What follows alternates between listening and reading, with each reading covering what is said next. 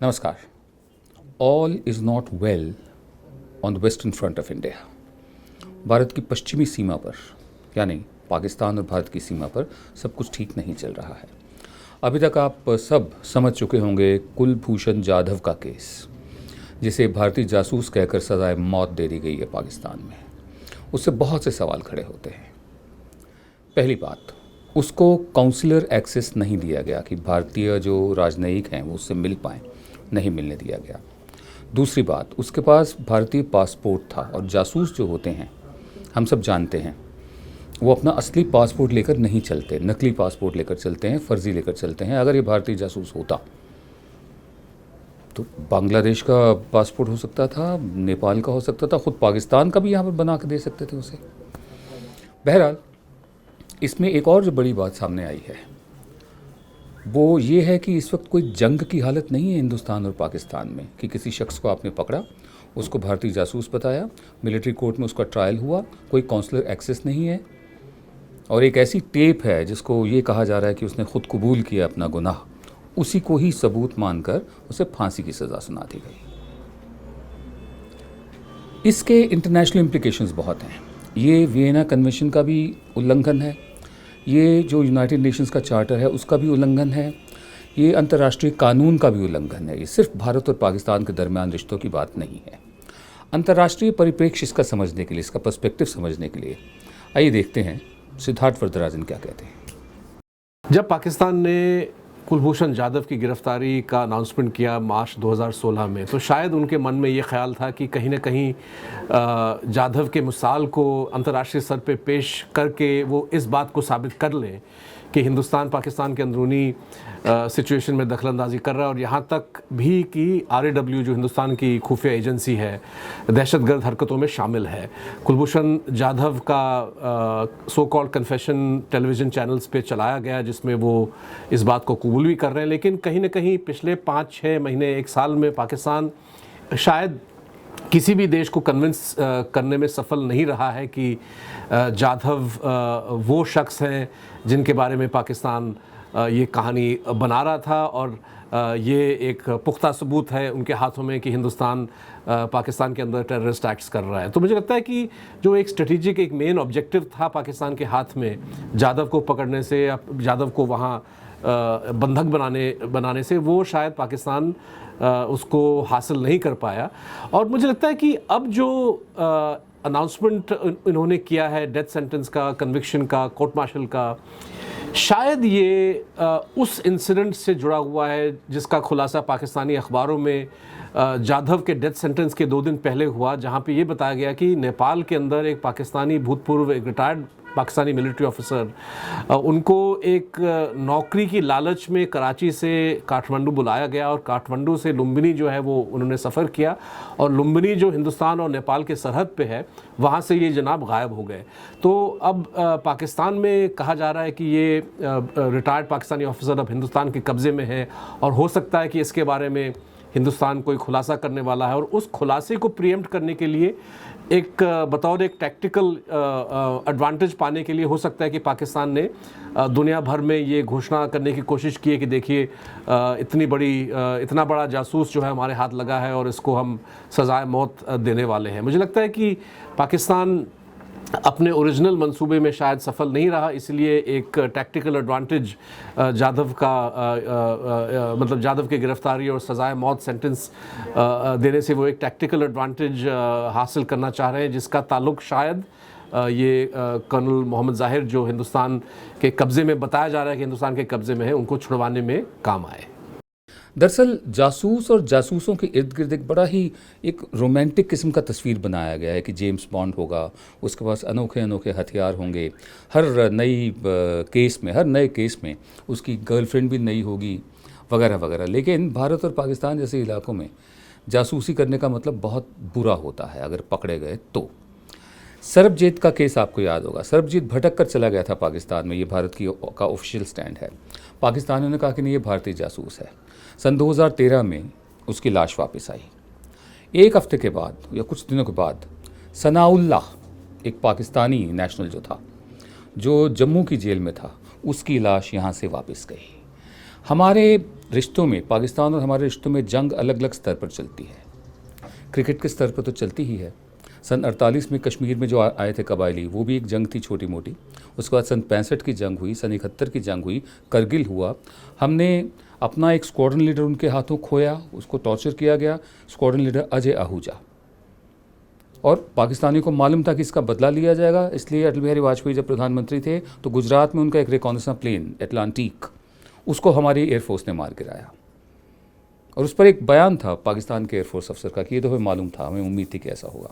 वो हमारे सैनिकों की गर्दन काटते हैं, हम उनके सैनिकों की काटते हैं, इसमें मानने में कोई बुराई नहीं है।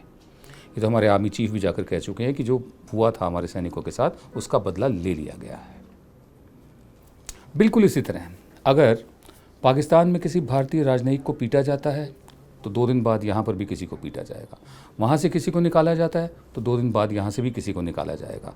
आखिरी दफ़े डिप्टी हाई कमिश्नर थे जलील अहमद जिलानी, उनको भारत छोड़ने को कह दिया गया था। ये जंग बहुत से स्तर पर चल रही है पाकिस्तान और हिंदुस्तान की, लेकिन ऐसा पहली दफ़े हुआ है कि जासूसी जैसे आरोप में सज़ाए मौत सुनाई गई हो, फांसी सुनाई गई हो। हमें तो एक ब्रेकिंग न्यूज़ लगी कि पाकिस्तान में एक राष्ट्रपति भी है, उनका नाम है ममनून हुसैन। आपको मालूम होना चाहिए कि नवाज़ शरीफ से तो आप वाकिफ़ हैं, वो वहाँ के प्रधानमंत्री हैं, और फ़ौज के जो चीफ़ है उनसे भी आप वाकिफ़ होंगे, ISI से भी वाकिफ़ है, लेकिन वहाँ राष्ट्रपति भी हैं।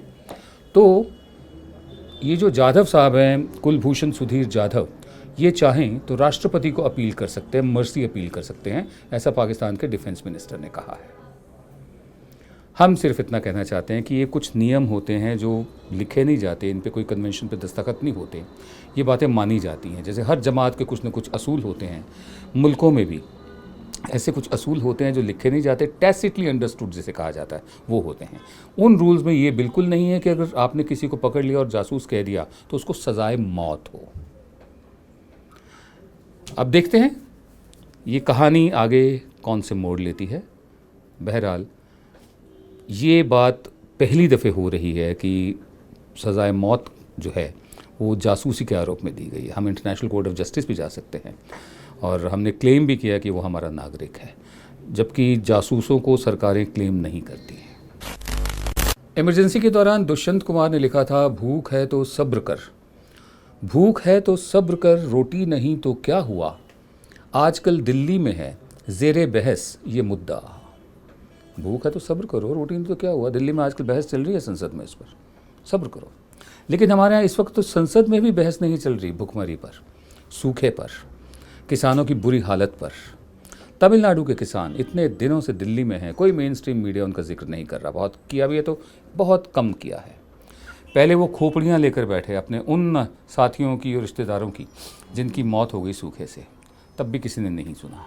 उनको तमिलनाडु से यहाँ आना पड़ा। पहली बात तो वहाँ जो वो कर रहे थे एजिटेशन आंदोलन, उसकी आवाज़ दिल्ली तक नहीं पहुँची थी, क्योंकि तमिलनाडु भी बहुत दूर है नॉर्थ ईस्ट की तरह। प्लस अगर तरुण विजय जैसे लोगों की बात माने तो वो काले हैं।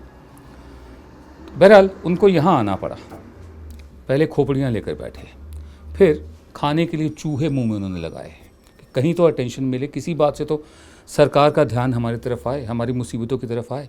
उसके बाद सड़क को थाली बनाकर या प्लेट बनाकर या पत्ता बनाकर या पत्तल बनाकर सड़क पे खाना डालकर सड़क से खाना खाया उन्होंने, तब भी नहीं इतनी सी भी मतलब आवाज़ पहुंची उनकी। फिर क्या करते आखिर में, निर्वस्त्र होकर, सारे कपड़े उतार कर वो प्राइम मिनिस्टर के घर की तरफ बढ़े, दफ्तर की तरफ बढ़े, विजय चौक, ना घर की तरफ नहीं, दफ्तर की तरफ बढ़े कि शायद अब उनकी आवाज़ वहाँ तक पहुँच जाए। नॉर्थ ईस्ट में भी ऐसा हुआ था, बुज़ुर्ग महिलाओं को निर्वस्त्र होना पड़ा था अपनी आवाज़ उठाने के लिए, लेकिन वो आवाज़ नहीं पहुँच रही है। पिछले लगभग 1 महीने से तमिलनाडु के कुछ किसान जंतर मंतर पर प्रदर्शन कर रहे हैं कि उनकी मांगें सुनी जाएं।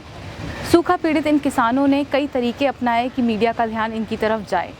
कहने को तो हमारा देश कृषि प्रधान देश है। पिछले दिनों एक कार्यक्रम में बोलते हुए केंद्रीय कृषि मंत्री राधा मोहन सिंह ने कहा कि इस सरकार की प्राथमिकता किसान सशक्तिकरण है।